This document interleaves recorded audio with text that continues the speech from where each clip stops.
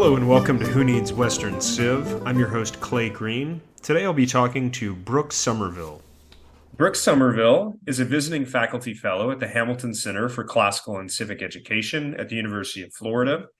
He holds a master's in the history of philosophy from the University of Edinburgh and a PhD in philosophy from the University of Toronto.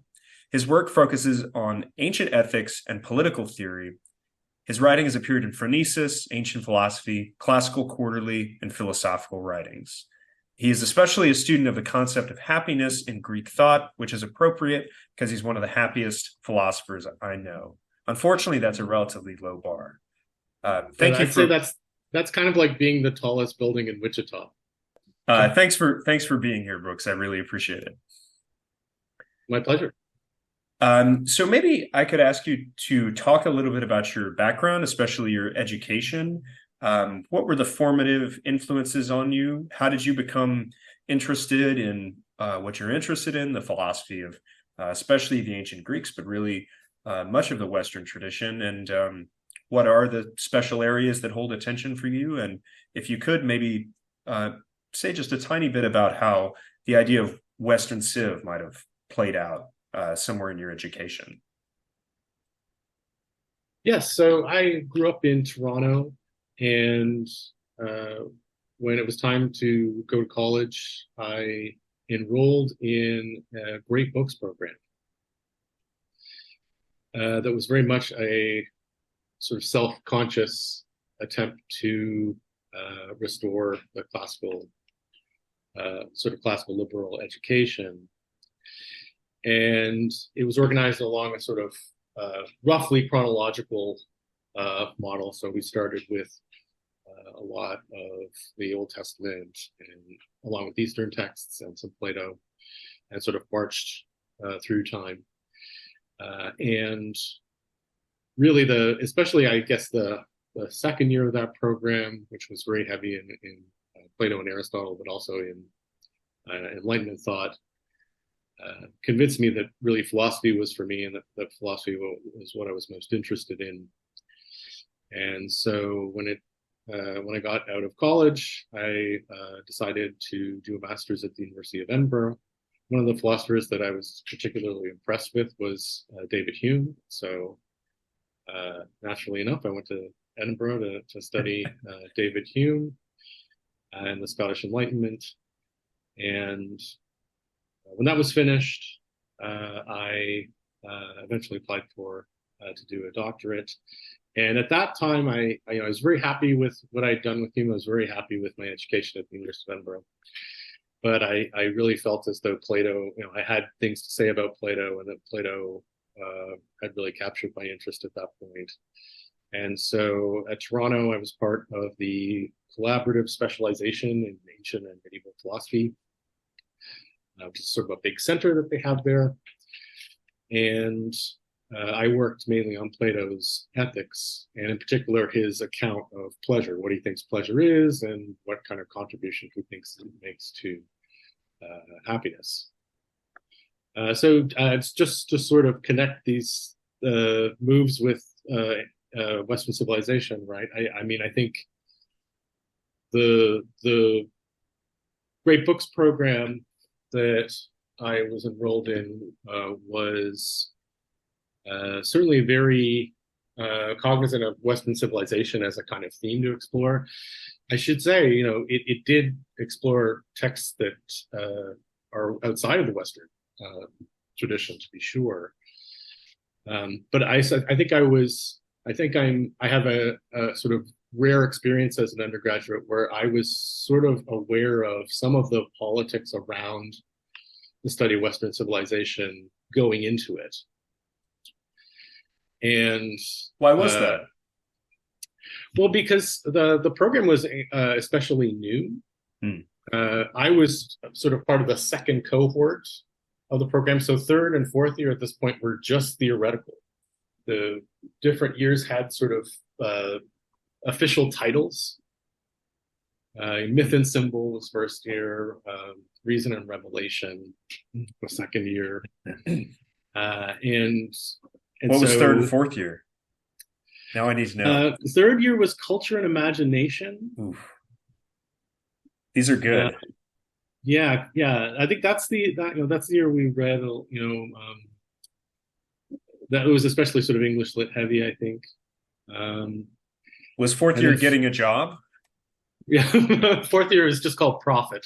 Um, no, fourth year. I don't remember the official title for that one.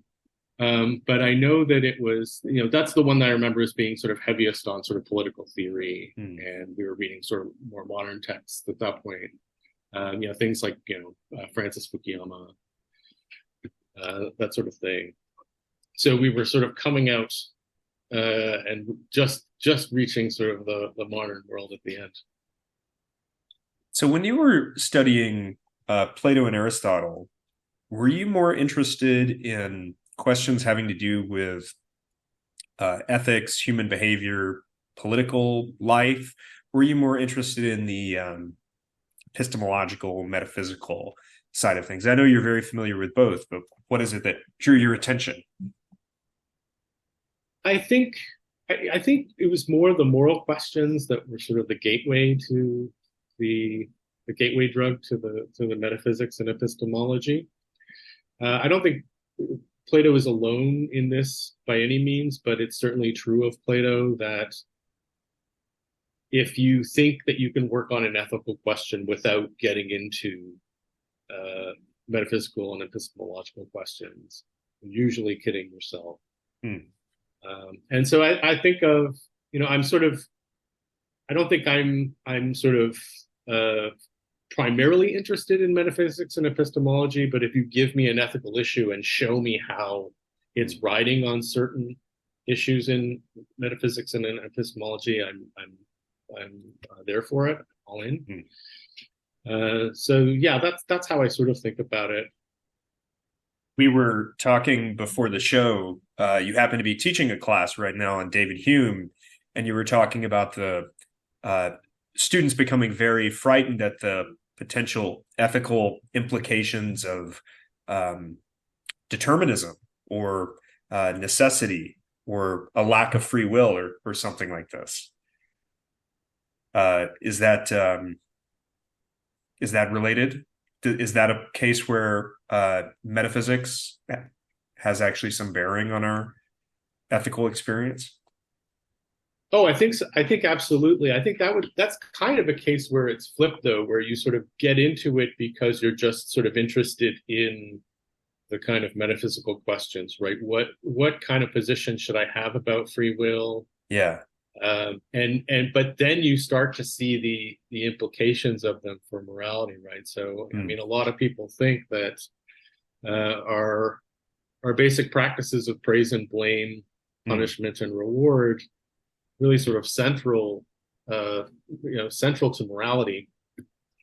That those things just stop making a whole lot of sense once you have to dispense with the idea that we had an ability to do otherwise.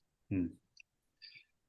So that's a very deep intuition, and I find students really respond to that. Right? They can sort of you can get a kind of vertigo when you realize that you might not be free and what that actually means for everyday life. I always think about in the philosophy of Baruch Spinoza, where everything is all part of one substance called God. How would one act as if this were true? And of course, his text is called the Ethics, as if the central issue here were ethics. So I think that's an interesting example of what you're describing. Yeah, yeah. I mean, I think the Stoics are sort of another example, Hmm. who are, on the one hand, believe that everything is in a sense, causally determined or fated, and on the other hand, they have an incredibly demanding ethical code, and sort of how they sort of negotiate those two sides of Stoicism is really interesting.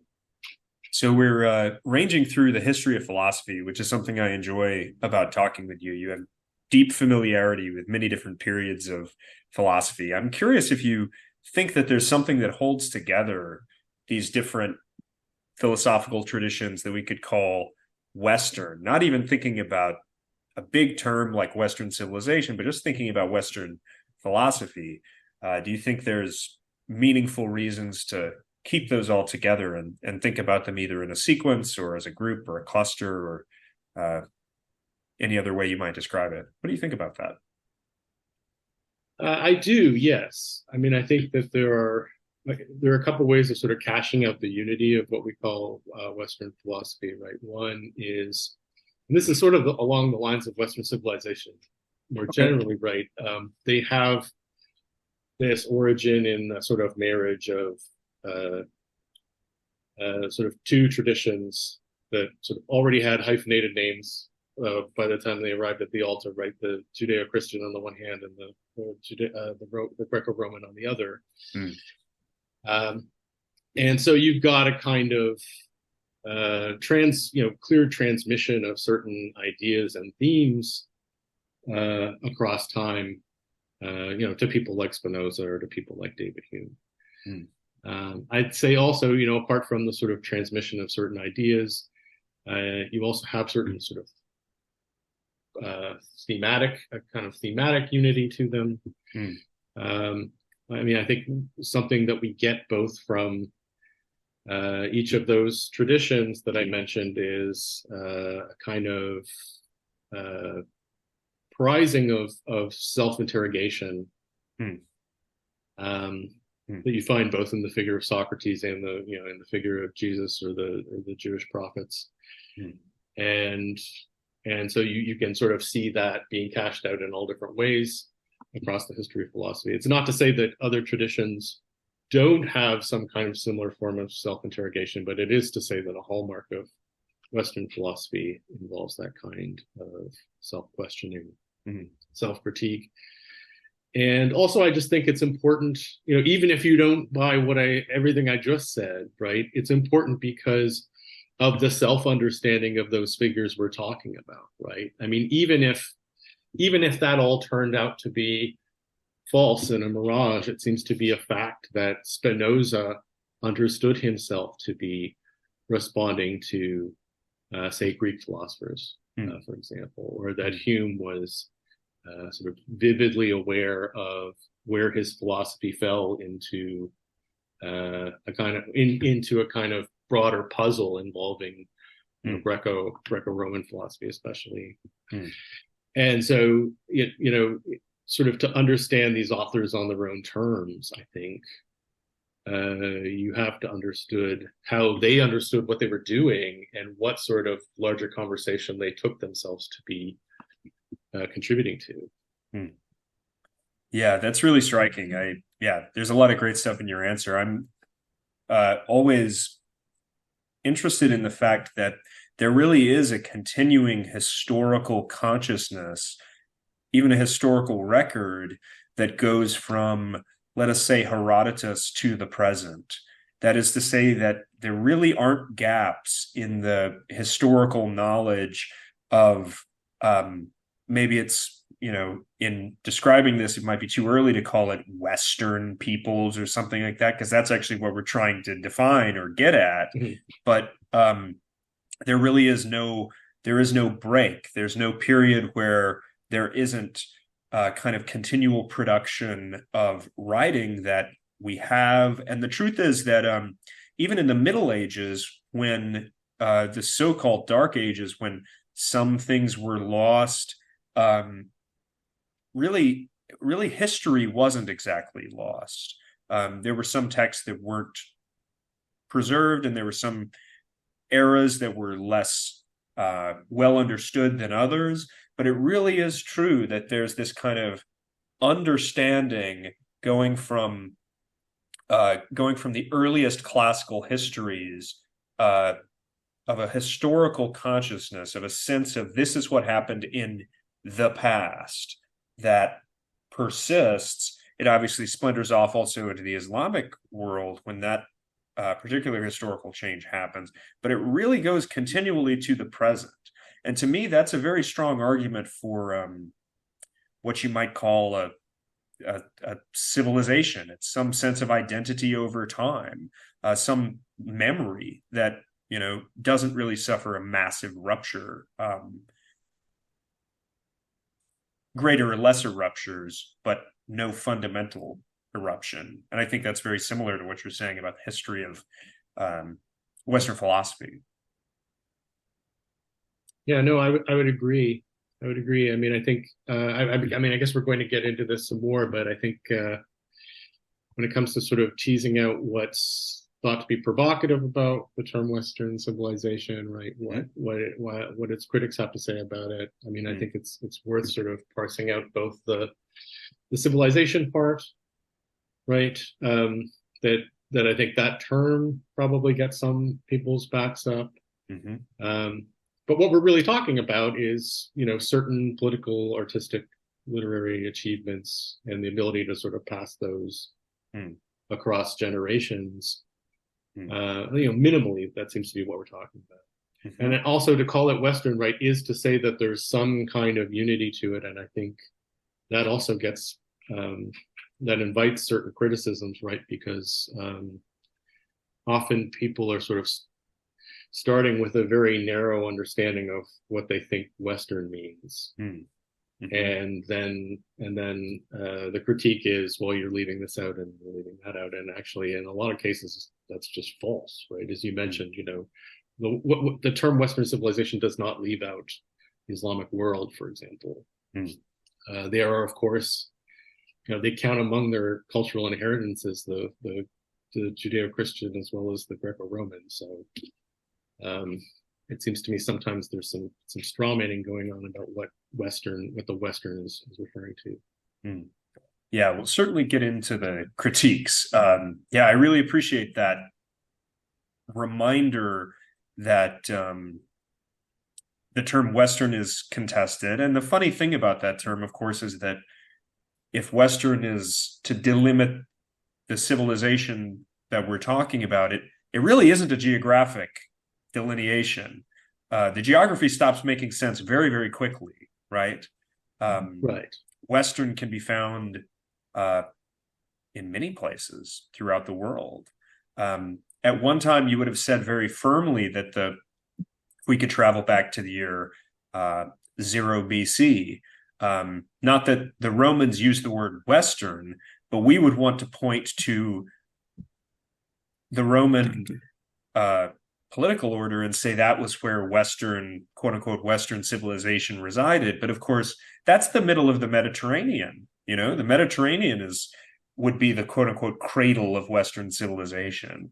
You go to the 19th century, I'm sure most Brits would think it was, right there in the middle of, Downing Street or something like that. Britain is west of Rome. Rome is more east of Britain, obviously, and more south. So the geography starts to fall apart pretty quickly when you begin interrogating it. No, I mean, I would really resist any sort of thinking that geography has any sort of useful role to play in sort of defining what's going on. I think it has much more with the transmission of ideas. And I mean, I think also it's probably, I think it's a mistake to assume that you've got to have, to sort of demand a kind of precision that's unreasonable when people are trying to define Western civilization. I mean, I don't think that, I would be surprised if even among friends of Western civilization, you can find sort of perfect agreement on where its borders are. But to think that some fuzziness in its borders is sort of a kind of lethal objection to constitute some kind of lethal objection to the notion of Western civilization, I think is to sort of lose the forest for the trees. Completely agree, Brooks. Yeah, I mean, I'm very struck that some people think that the existence of 1.5 means that there's no such thing as 1 or 2. But anyway, so yeah, I am always curious to hear more about your work. I mean, there's something particular for me about people who study the ancients, particularly the two big guys, Plato and Aristotle, that always draws my attention. I have had since I was a little kid, well, maybe not a little kid, since I was a teenager, a sense that those two had wisdom, not just knowledge, but real wisdom. And that might be for all kinds of cultural reasons. That might be for who knows why. But I've always had that sense, and so I always respect people very deeply who are familiar with Plato and Aristotle. Why do you think Plato and Aristotle spoke to you in the beginning?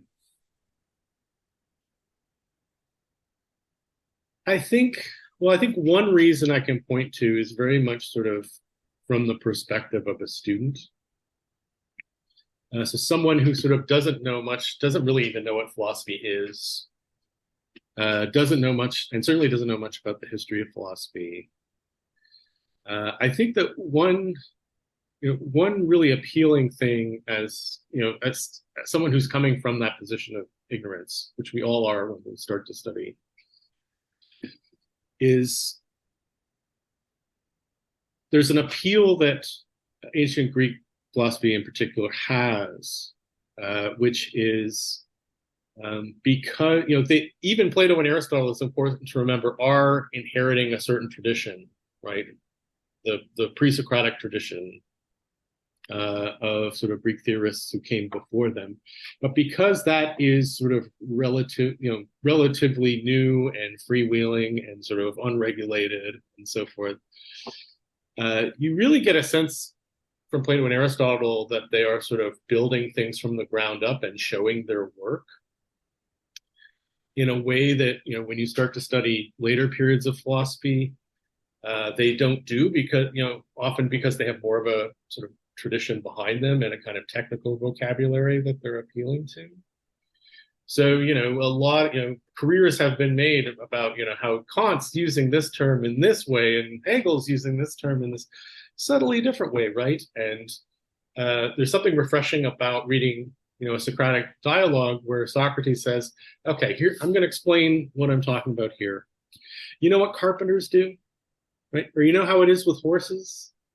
So that's incredibly, it makes things incredibly accessible to you as someone who's just starting out with this stuff.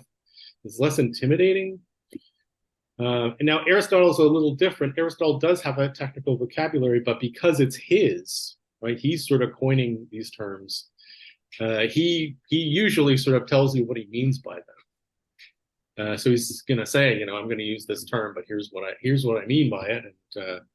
And so there's this element of Greek philosophy sort of taking less for granted on the part of the reader, which is nice.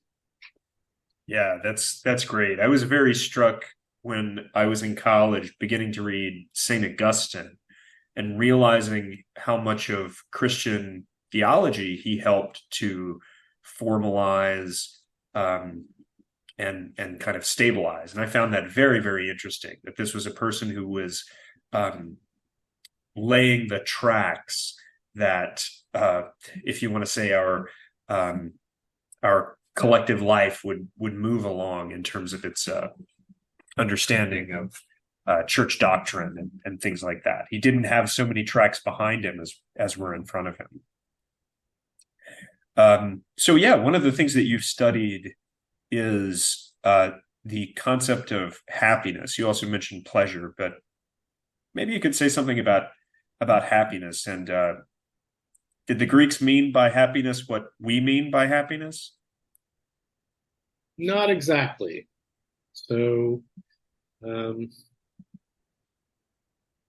etymologically, the word happiness in Greek is eudaimonia, which sort of roughly means being favored by the gods.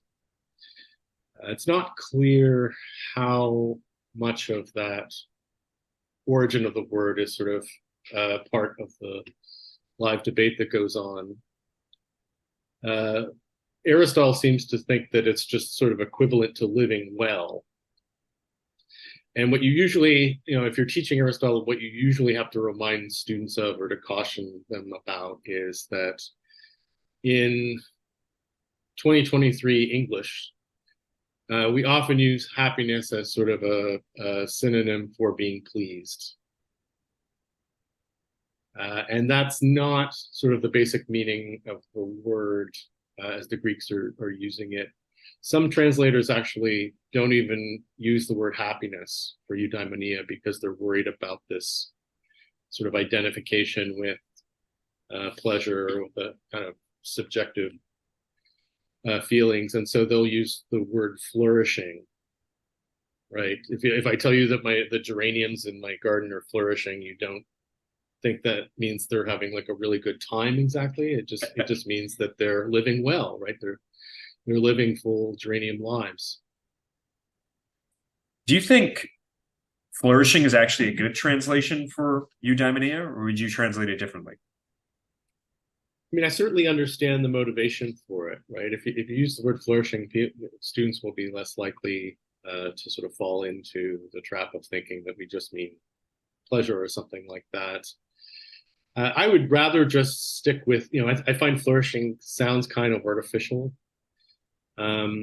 Happiness is just sort of more of a sort of a household word, and so I just give the caveat at the beginning and say, just remember, this means living well. It doesn't necessarily mean being pleased, and just sort of keep that in mind as we keep using this word happiness. How about blessedness or being fortunate or something like this? Well, I mean, that's definitely in the mix. I mean, that becomes a kind of point of controversy, especially with Aristotle, right? It's sort of it's irresistible not to treat Aristotle as sort of this the sort of center of gravity for all these questions, because he systematizes things in a way that others, certainly others before him don't. And so Aristotle seems to think, I mean, really what we're getting at here is a kind of debate that goes on, especially between sort of Aristotle on sort of one team and Socrates in certain moods and the Stoics on the other, about whether virtue is sufficient for happiness. So Aristotle seems to think that they seem to agree, these two teams, that virtue is necessary for happiness.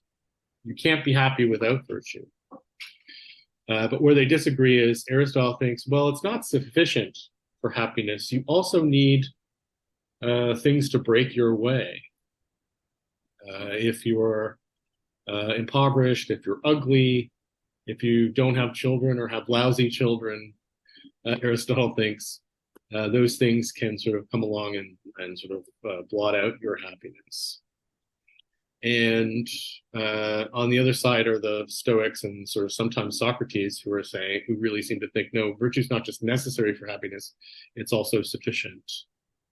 And that gets them into certain paradoxes, right? It means that, you could be, getting waterboarded, and so long as you're virtuous, they have to say that you're happy or something like that. So that's where sort of these notions of blessedness and the idea of fortune come in. Aristotle is much more comfortable with the idea that happiness is partly a matter of luck. Do you think that the Greeks had a better understanding of happiness maybe than we do today? I do. I think it's a much more useful. I mean, I'm not sure I know what we think of it today, right? It seems to have sort of flown off in a million different directions. And I think that's part of the problem, right? In Greek philosophy, you have much more of a kind of understanding of the broad terms of the debate, and in particular, a kind of and this is going to be controversial for us probably, but a kind of binding of happiness to the kind of thing that we are, right? So sort of both happiness and virtue sort of presuppose a sort of kind of thing that you've already sort of specified, right? If it's a knife, the virtue is going to be sharpness. If it's a human being, the virtue is going to be things like justice and temperance and courage.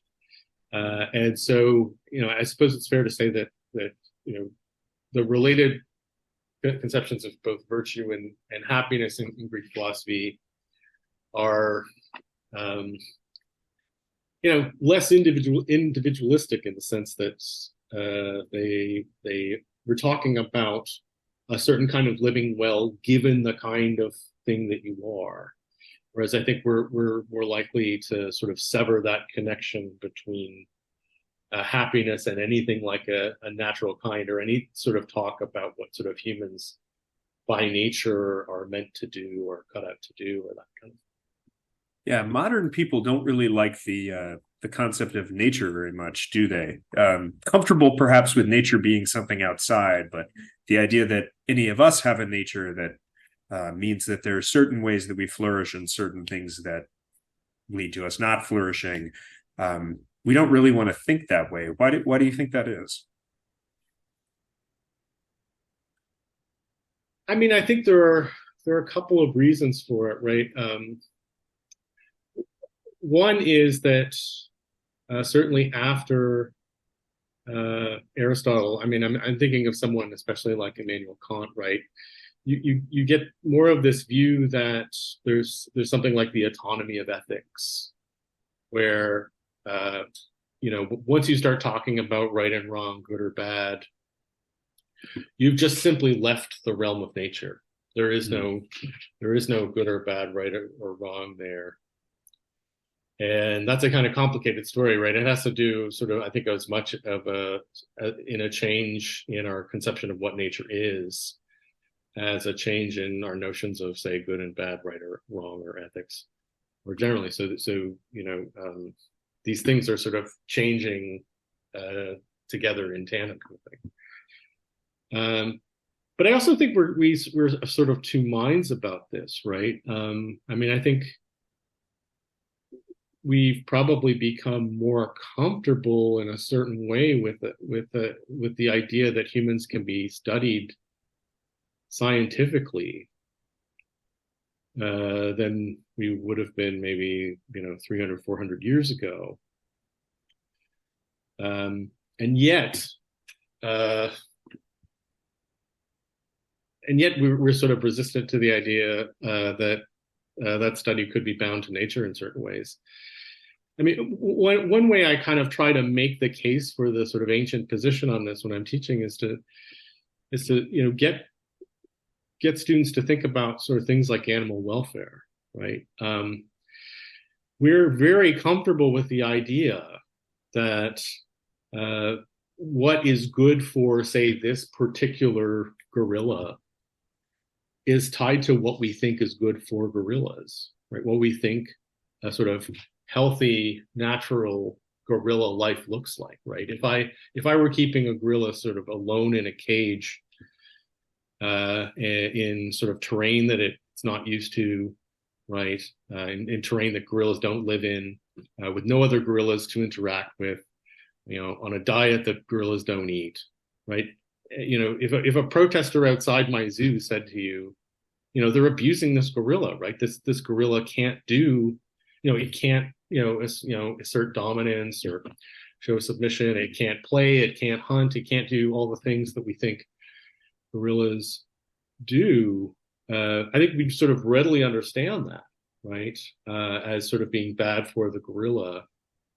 But we don't think of us that way, right? We don't think of human beings that way. We aren't comfortable with the idea that there's sort of a list of things, like, hunting or playing or showing dominance and so forth, that, humans sort of naturally do. And, a happy life is one where we're sort of doing them well.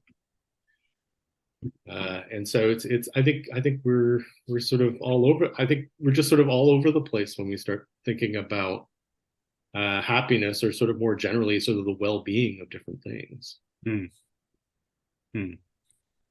Yeah, there's so many rich philosophical questions we could go into here. I'm very interested in the thought of Goethe, who I'm having the pleasure of teaching right now.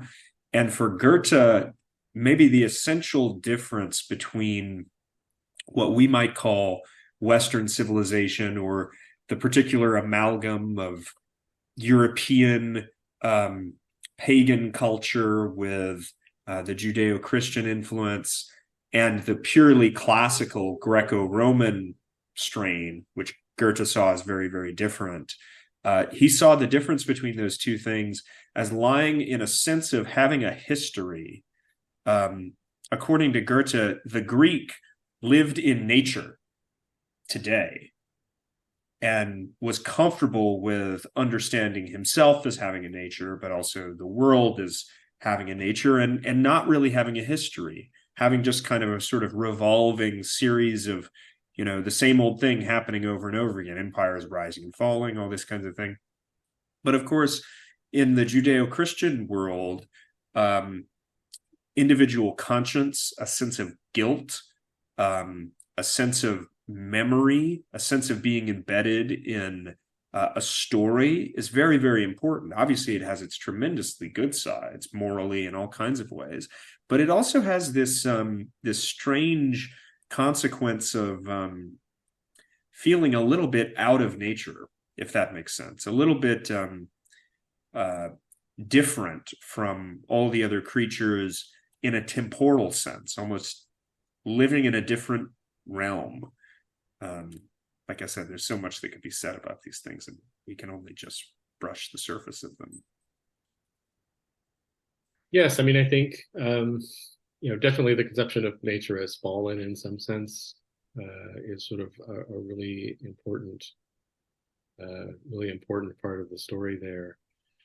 And I think, at the risk of oversimplifying, right, I think there is this sense that, when we look at especially sort of the attitude towards politics among a lot of Greek thinkers, I'm thinking particularly of Plato and Aristotle here. You get less of this sense that political life involves kind of leaving nature in a way that it clearly does for, political philosophers of the early modern period, right? Aristotle, of course, famously says that man is a political animal.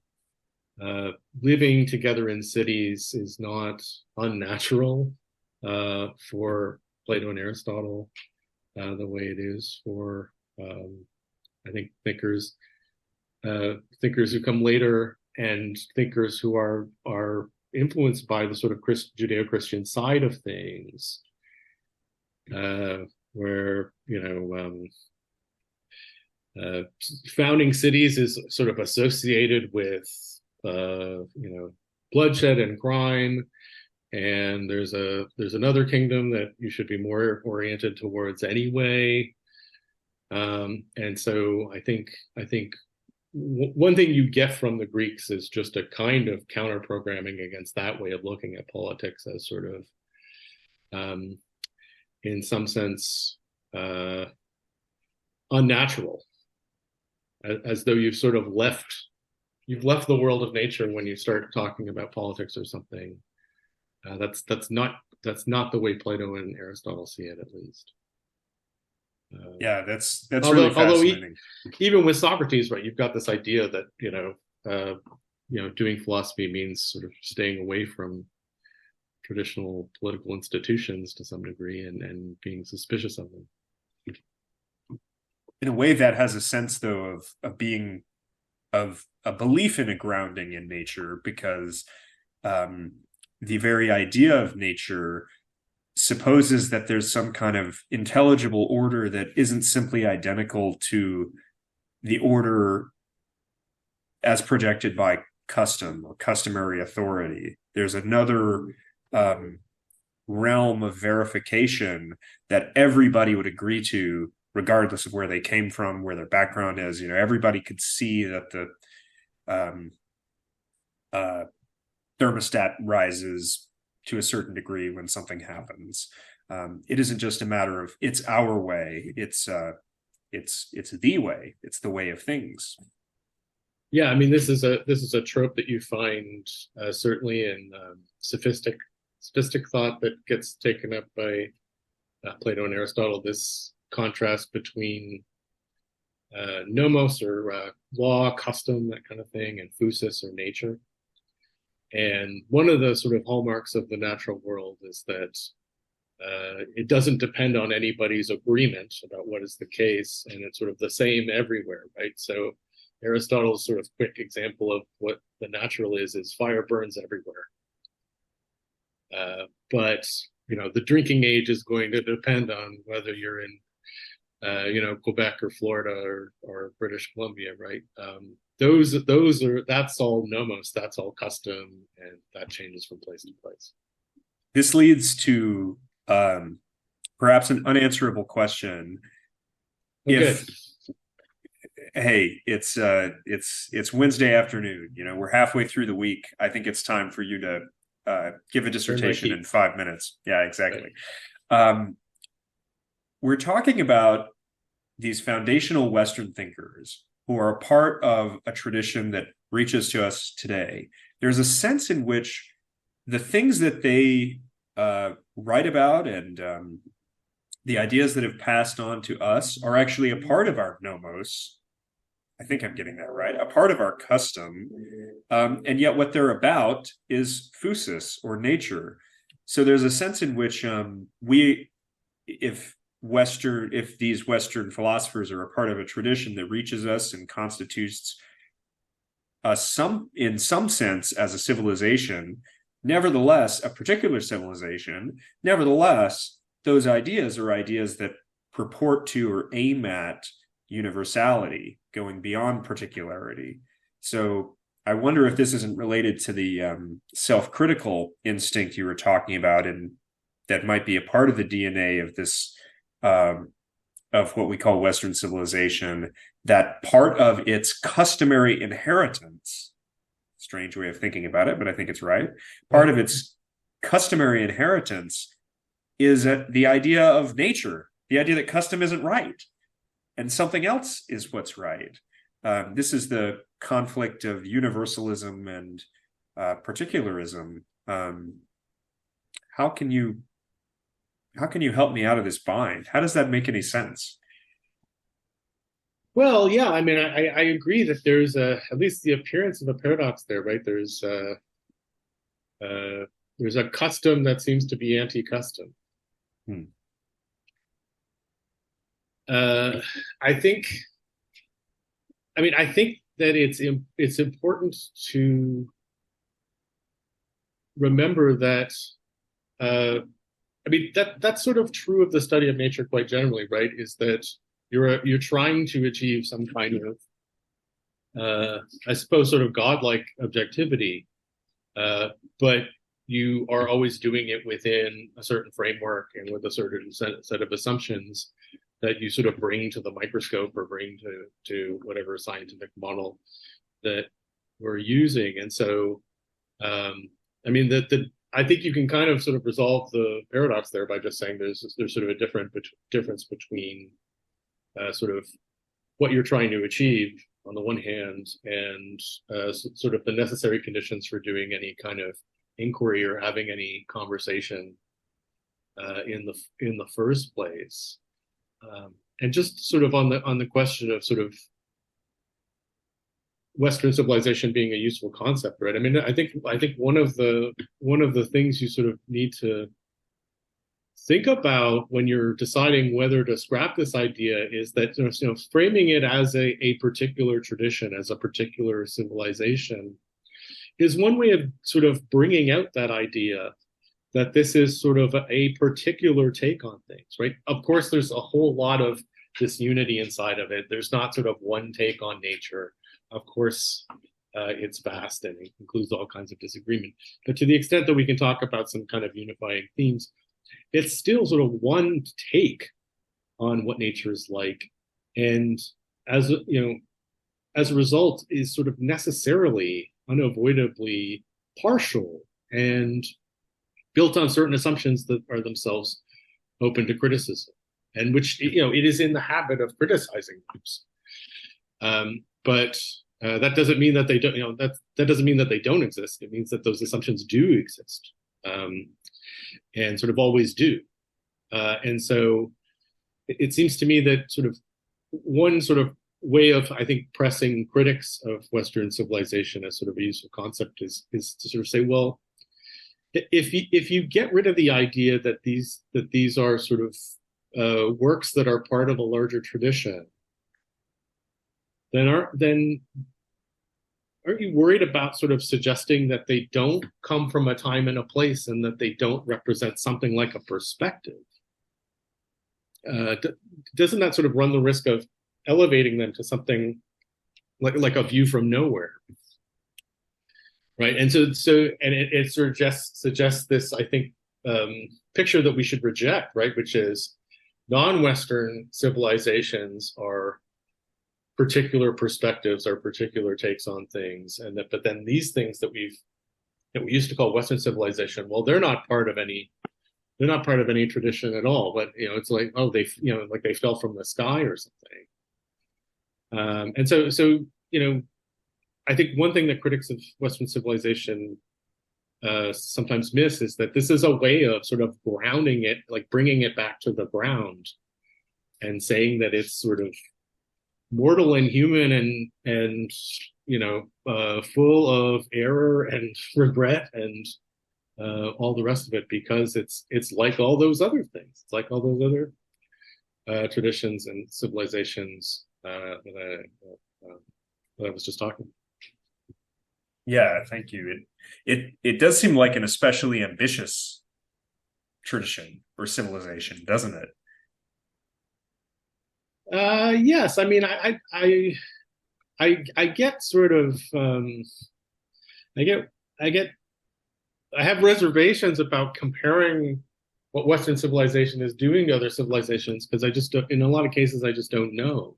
Mm-hmm. But yes, it is incredibly ambitious. And I mean, I've been thinking about this sort of just because I knew we were going to be talking about this stuff, right? Aristotle gives us a model of the cosmos that essentially lasts 2,000 years, right? That has to wait until the early 17th century to really be taken out.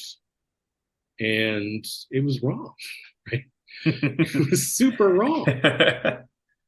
And so yeah, I mean, that's sort of an amazing achievement, right? And it's all the more amazing for being wrong, for being bad science.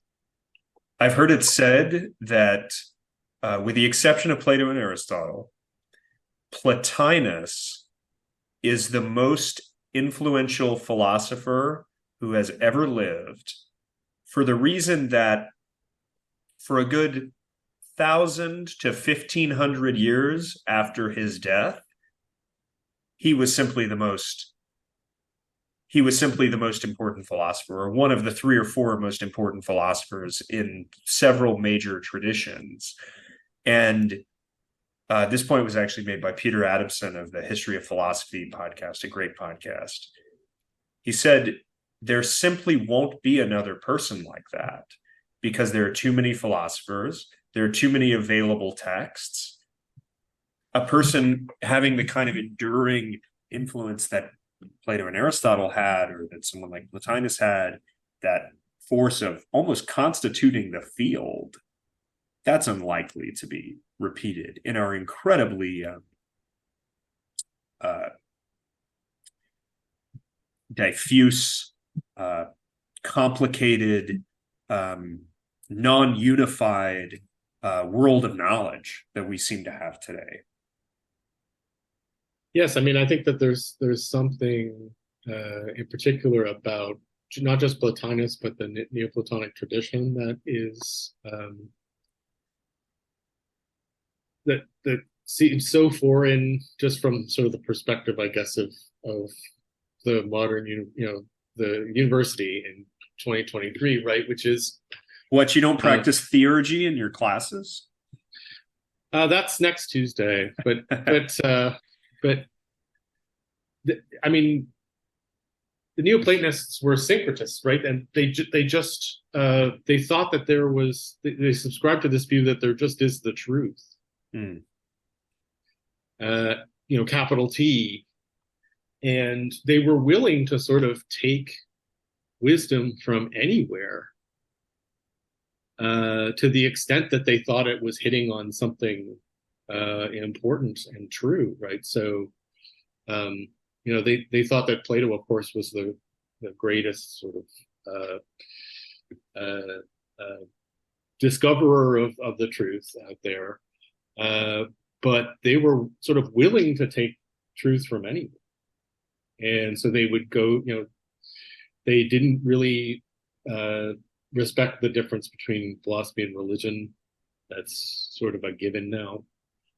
They didn't say, well, this is that tradition over there, so we aren't in a position to understand what they're saying. If they saw something that they thought sort of conformed to the world as they already sort of conformed to the map that they already had, thanks to Plato and others, they were happy to take it on board. And that kind of openness to sort of taking anything from anywhere, and this sort of idea that different accounts of the truth have to sort of be consistent with each other. I think that's largely a throwback idea now. This is the kind of conversation that I could continue forever. I actually wrote my dissertation on the influence of Plotinus and Neoplatonism on some 17th century writers. Sure. So I could go. We could do this for hours, Brooks. And I wish there were an infinity of time. Luckily, you're my colleague, so I actually get to see you pretty often, and we do get to have these conversations. Let's return to the present. Jumping a few thousand years ahead, what do you think the status of the understanding, the teaching of Western Civ or the Western tradition is today? Do you think we're in a healthy place, and why or why not? I don't think that we're in a healthy place comparatively speaking, right? And by comparatively speaking, I mean sort of compared to, how people thought of Western civilization, say 100 years ago. I think we're in a worse place. But I also don't think that our problems are entirely new. They were certainly, you sort of had similar problems when I enrolled in a great books program as an undergraduate. So the problems are sort of familiar.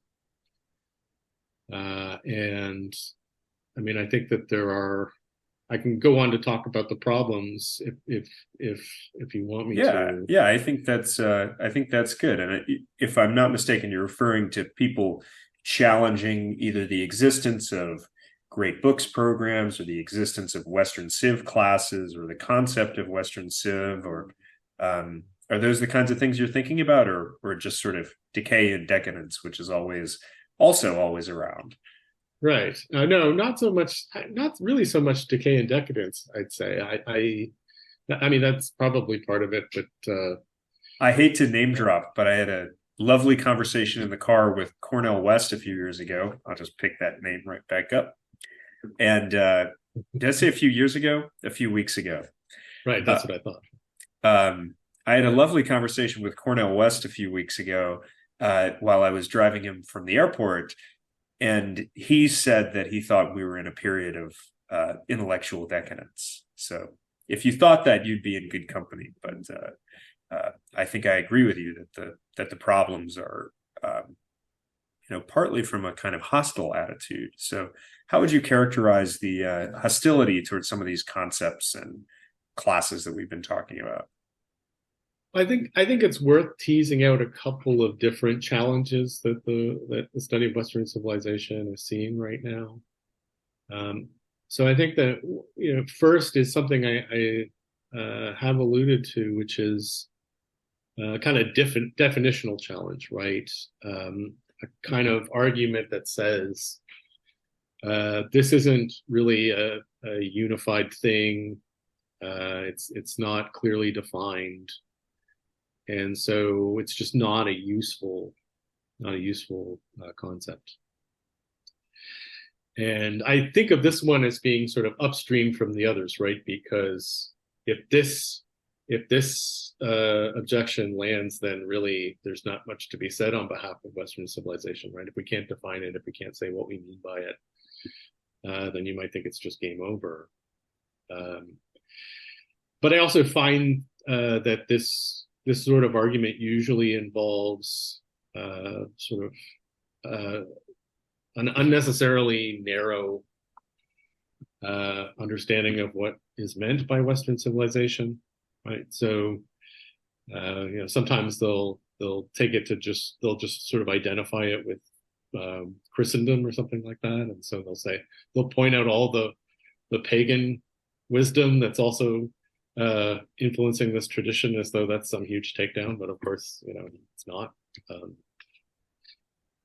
Or they'll say, this fails to acknowledge all of the important commentaries on Greek philosophy in the Islamic world, but of course, the West very much includes the Islamic world. So there's definitely that kind of definitional thing going on. But I just ask a quick question about the definitional thing. The question is there a potential? Well, let me put the question this way. If we're teaching a course on Western philosophy, and that's let's say there's a required course sequence in order to graduate with a philosophy degree from a given school. I don't know if that's the case anymore, but let's just say that. Is there a problem where you end up teaching Western philosophy as a required sequence, and then you say, and you can take another class. You can take a class on some other tradition. Basically, the problem I'm describing is it really possible to, in a university that is in the West, we're here in sunny Florida, to teach Western civilization or Western philosophy as just one example of civilization, as opposed to either teaching it as a default, which might be seen rightly or wrongly as exclusionary, or it might just be taught as triumphalist or something like this. As yes, it's a particular civilization, but it's the best civilization. And I have some sense from you that you don't really like either of those understandings. So how should we think about the relationship between the teaching of Western civilization and the teaching of other civilizations? Let me just add one more thing to this. When Peter Berkowitz was here at the Hamilton Center in the spring, he said that we should teach Western civilization, but also teach another civilization. And that struck me slightly strangely. I really enjoyed his talk and found many of his ideas very, very compelling. But the idea of teaching Western civilization and then an additional civilization kind of doesn't answer this question of, are we teaching Western civilization because it's ours, because it's good, or only because it's one among many? Once again, I'm trying to sketch for you what I see as a paradox, and either do you see a way out of it, or do you even agree that it's a problem?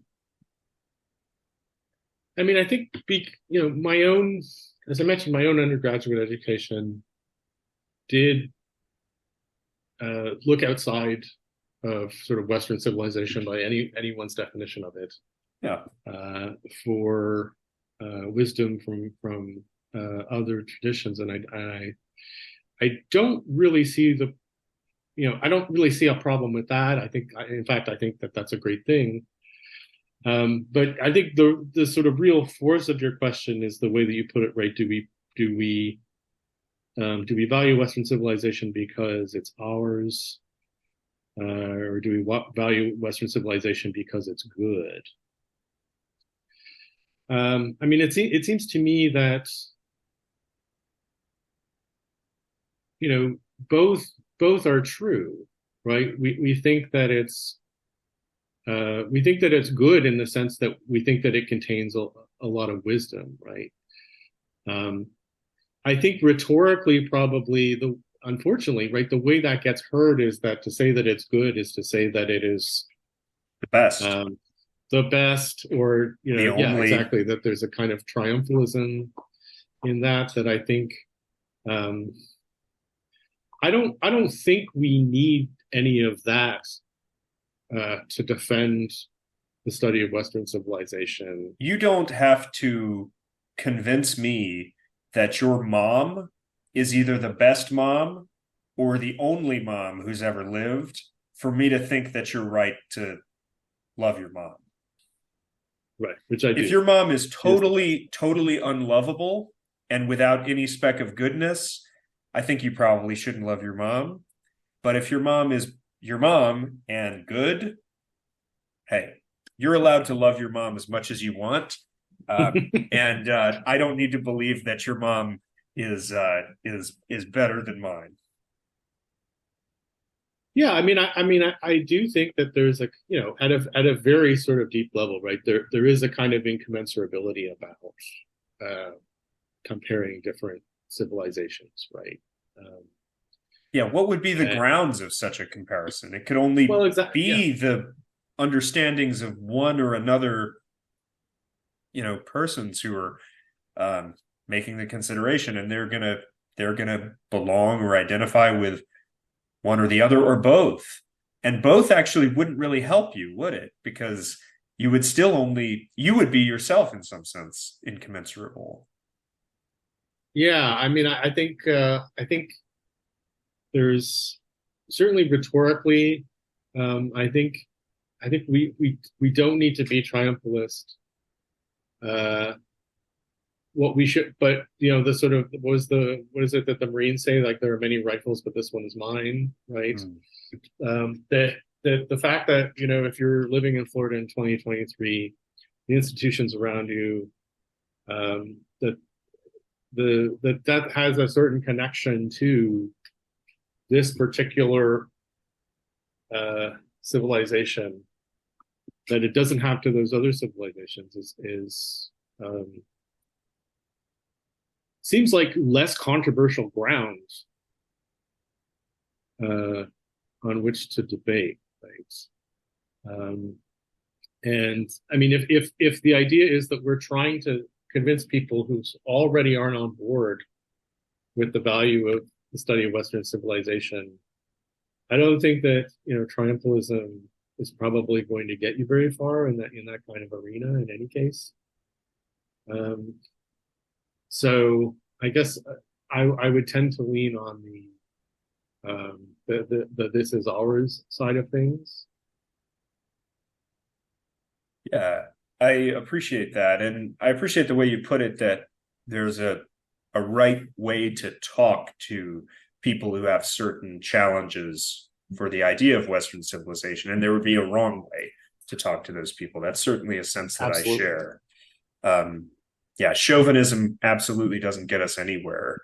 Um, Maybe you could give me a sense of what your understanding of the main challenges that the idea of Western Civ is facing. We've talked about some of this, but maybe you could um, just take the moment to describe anything you think we haven't covered about the landscape of potential threats or challenges to the sorts of things we've been talking about.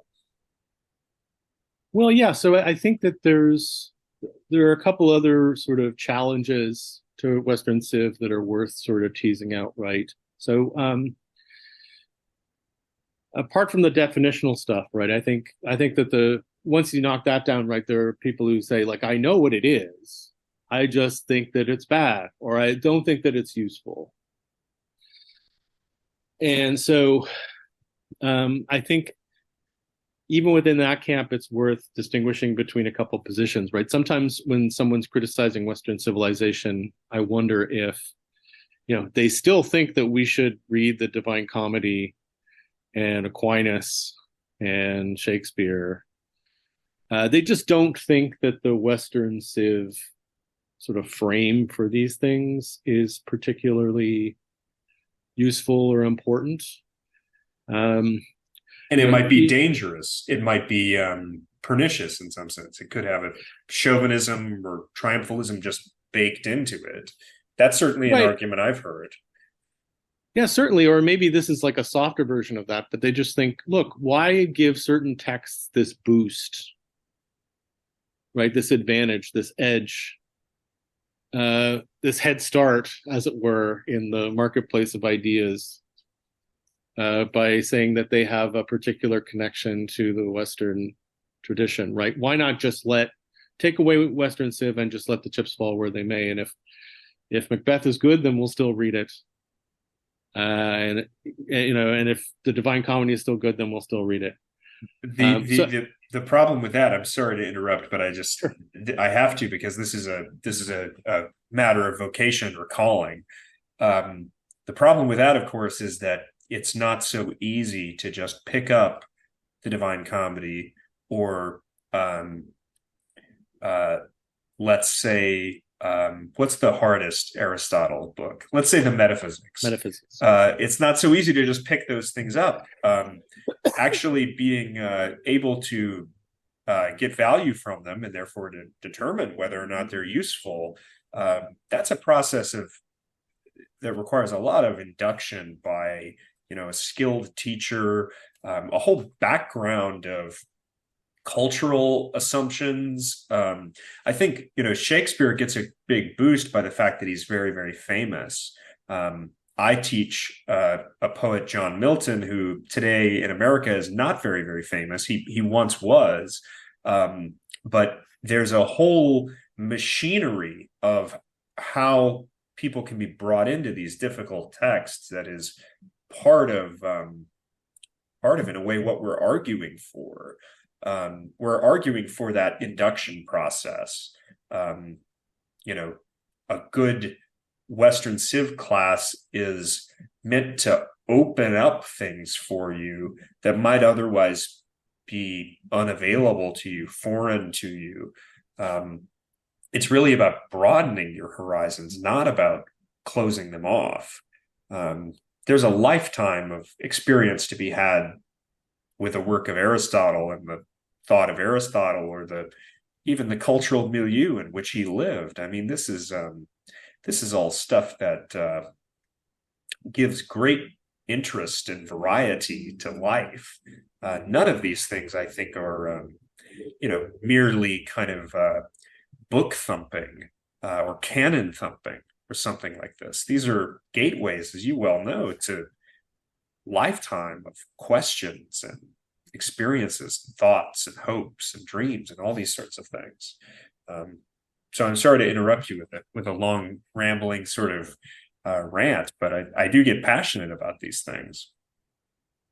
No, I agree, but I would. It's funny you use the terms of broadening, of opening up, and I think one of the challenges that we face as friends of Western civilization is the other side has a kind of plausible sounding intuition that they're working from, I think, right? If you just said to somebody without any sort of prior commitments, right? If you just said, should we circle certain texts and call them, sort of parts of Western civilization and put particular stress on these and underline them and say, hey, these ones are really important?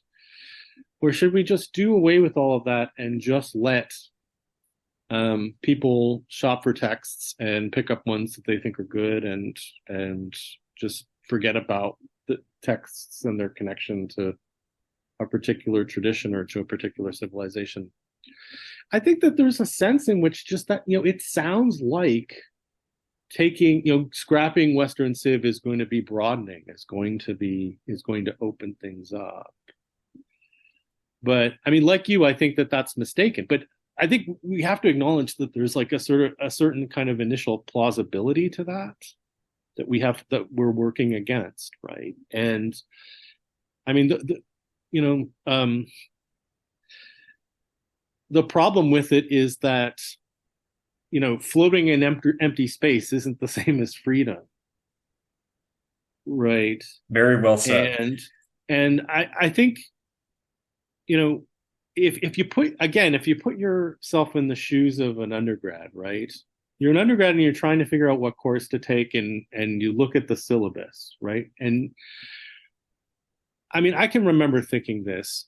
You look at the reading list and you say, okay, if I if I apply myself in this course at the end of the semester, I'll have a really good grasp of texts A, B, C, and D. Hmm. And then you just sort of think like, why these texts? Why are we reading these ones and not others, right? Of everything that's out there.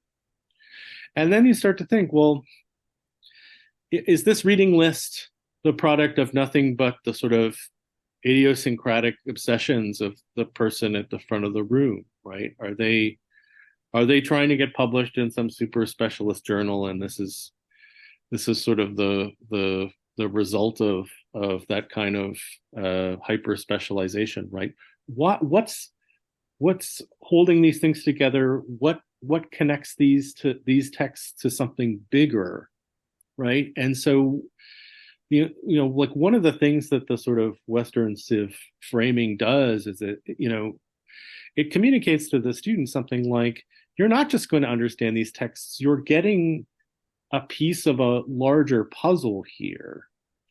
And at the end of the semester, you're going to have a better understanding of this broader conversation that's been going on. And by the way, a conversation that these authors took themselves to be addressing themselves to, right? Like just sort of to sort of meet the author on their own terms, it seems to me you have to sort of say something about the sort of Western civilization that they took themselves to be a part of, whether they spoke in that term or not, right? Whether they would have used that term, right? They clearly understood themselves to be contributing to this broader tradition that stretches back to Roman Jerusalem, essentially. And so, I think there's this illusion of openness and broadening things out that seems to be on the side of Western Civ, but it actually just creates a kind of listlessness, right? I mean, it's very undermining when you don't see how this reading list of this course that you're about to dedicate yourself to, how it connects to anything bigger.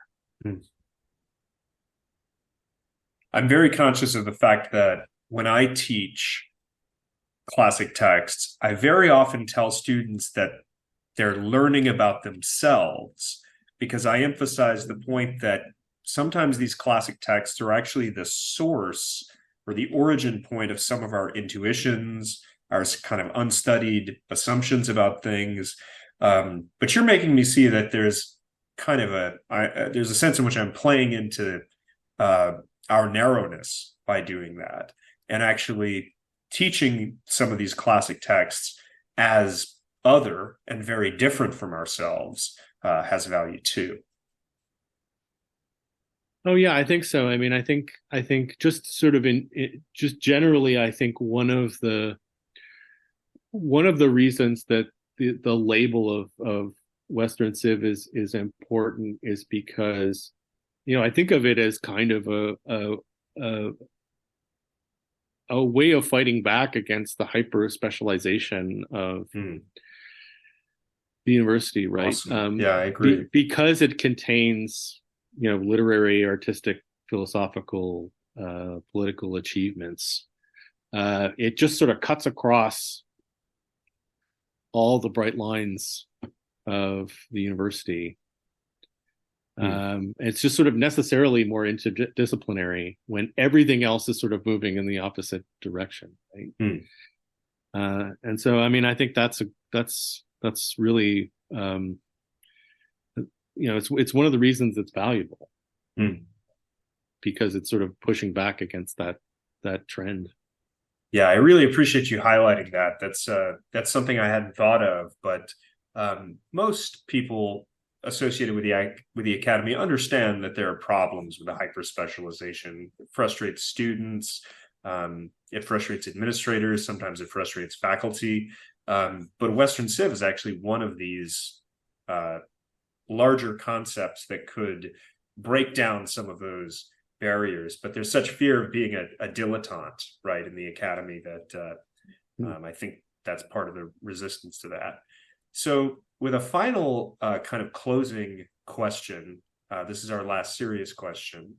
Um, could you just say, besides taking your excellent classes, what people who maybe have been listening to this conversation and enjoying the kinds of things we're talking about would like to support the teaching of Western Civ, the understanding of Western Civ, what can people like that do? What do you think are some good action steps? I think there are a few things that Friends of Western Civ can do. Um, One is I think we should actually sort of not be put off by the question or the basic challenge, right? I mean, I do think that maybe it's just you know the Socratic in me, right? But I think that it's a perfectly legitimate question to say, what is this thing that we're purporting to study and to teach, and why is it valuable, right? That's a perfectly legitimate question. I think everyone in the university should be asked that question. So, we shouldn't be put off. It's not an impertinent question. It's a perfectly legitimate one, and we should welcome it. Another thing I think that we should do is we should level with ourselves that we're probably going to need to make more than one argument on its behalf. And so, I mean, for example, I don't think that there's a way to really defend the teaching of Western civilization if you're not willing to say that the texts that we're interested in actually teaching are worthwhile and that they contain wisdom. I mean, I think Mark Twain is supposed to have said that a classic is a book that everybody praises but nobody reads. In recent years, I think that's flipped, right? It's that everybody has some sense of sort of, you have to eat your broccoli, you have to read Macbeth or something, right? But nobody is willing to sort of praise these things. And I think, if I'm being honest, at the end of the day, the reason I believe in what I'm doing is because I think that the texts that I study are incredibly valuable, and that they do have a lot to teach us. And if I don't believe that, then I kind of think, like, what are we doing here? What's the point? But I think we should also be honest that kind of argument is not going to win the day when we sort of have to walk into the public square and try to convince people of the value of what we're doing when they aren't already on board. They don't necessarily think that the texts we want to study are especially important or worthwhile. And I think there's a sort of limit to how much we can sort of flip them on that, right? Like, if I want you to understand what's great about Macbeth, like, I'm probably just going to say, go read Macbeth. And if you aren't willing to do that, then I don't know what to tell you, right? And so I think, well, it's important as a kind of a sort of marking what our motivations are and why we actually care about this so much. That's an important argument, but we should also understand that that's probably not going to carry the day. I think that we should also, think about, it's always important in an argument to sort of suss out what your opponent is already committed to, and to try to leverage those sorts of commitments, right? So, like I was saying before, right, if you can say to opponents of study of Western civilization, well, you don't like this hyper specialization either, right? You don't like this idea that the way that you get tenure is you publish in a super niche journal that only 8 other people read. You hate that direction that the university is going into. Well, isn't this one way to fight against that? So, I mean, I think insofar as you can frame it as sort of anti-corporate, as pushing against some of the sort of more business and bureaucratic centered attacks on Western civilization, right? What are you going to do with that? That's not practical. Um, I think we should at least make a really good faith effort to sort of figure out what the opponents of Western civilization, what they care about, and whether we can appeal to some of that stuff too in making our case. Finding common ground where we can, kind of thing. Well, I'm certainly glad we have you and your both intellectual generosity and Canadian politeness. I think both are great great assets in this conversation. For a last question, I'm curious: is there something outside of your specialty that might be grouped under the category Western Civ that you just like reading about or whatever for fun? Just to give you an example, I obviously I work on literature, but I have an insatiable love of war documentaries, and now I found that YouTube has all of these quickly, cheaply produced videos that show a big map of Europe and will have arrows indicating the march of this battle or the march of this army and the march of that army, and they go really, really well, not obscure, but not the kind of thing you see on the History Channel. The Great Northern War or the First Anglo-Dutch War. These kinds of things that wouldn't get a big production, but they're really fun when you're just looking for something to watch while you eat your Chinese takeout. So, is there an offbeat part of Western Civ that you like learning about or reading about or watching or anything like that? This is really sort of idiosyncratic, but I really like. I guess I'm sort of a a student of comedy. I'm really interested in why comedy works and when it doesn't work, why it doesn't work. I'm really interested in the history of it. Certainly of stand-up as a kind of form of comedy.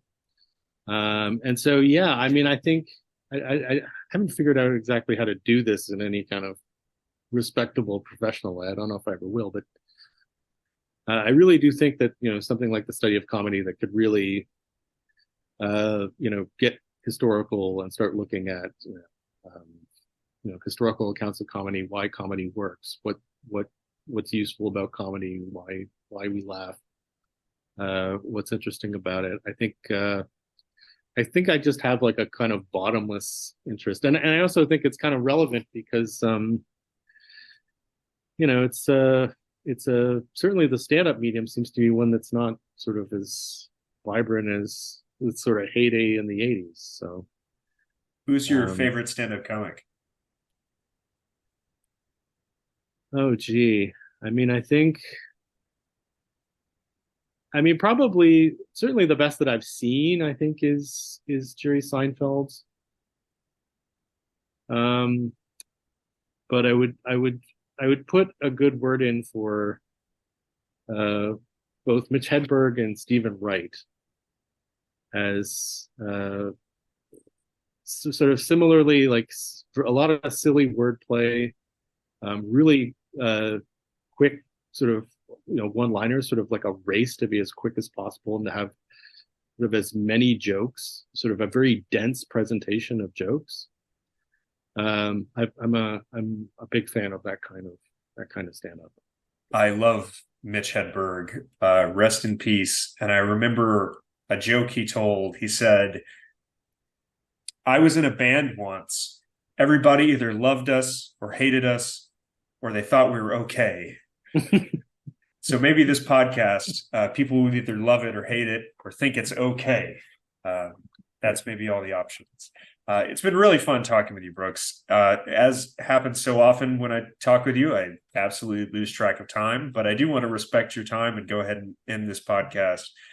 Thank you so much for being here and for offering your generous responses and your really thoughtful answers to some broad questions. You handled that very, very well. Really enjoyed talking with you. Anytime, Clay. All right. Till next time. Bye bye.